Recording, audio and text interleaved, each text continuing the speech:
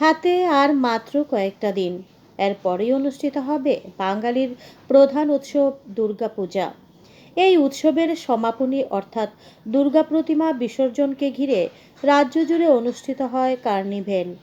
আগরতলার বিভিন্ন পূজা কমিটির যোগদানে অনুষ্ঠিত হয়ে আসা এই বছরের কার্নিভেল প্যারাডাইস চুমুনির পরিবর্তে মহারানী তুলসীবতী স্কুলের সামনের পথে করার বিষয়টি ভাবছেন কর্তৃপক্ষ।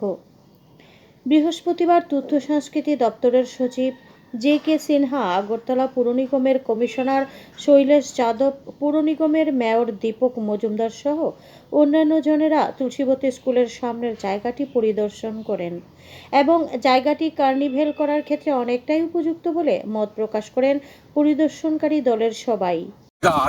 ওই মিটিংয়ে সিদ্ধান্ত হয়েছিল যে আমরা যেখানে কার্নিভালটা করি এই জায়গাটা স্পেসটা ছোট, রোডটা ন্যারো, তার জন্যই ওখানে সিদ্ধান্ত হয়েছিল মিটিংয়ে যে অল্টারনেটিভ জায়গা একটা দেখার জন্য তুলসীবতী এই স্কোয়ারে আমরা দেখেছি জায়গাটা স্পেশিয়াস আছে সেই অনুযায়ী, এবং এখানে যদি আমরা স্টেজ করি, দুই সাইডেও যদি স্টেজ করা হয় তারপরেও প্রচুর জায়গা থাকে এবং এটা সবার জন্য ফেসিলিটেটিং হবে। আমরা এখানে খুব সুগমভাবে করতে পারবো। তাতে কি হবে, এখন আমাদের রুট ম্যাপটাও চেঞ্জ করতে হবে। আগে যেখানে আমরা করতাম সিটি সেন্টারে, তো ওখানে কিন্তু রুট একটা ছিল, ওই রুটটাকে আমাদের একটু পরিবর্তন করতে হবে।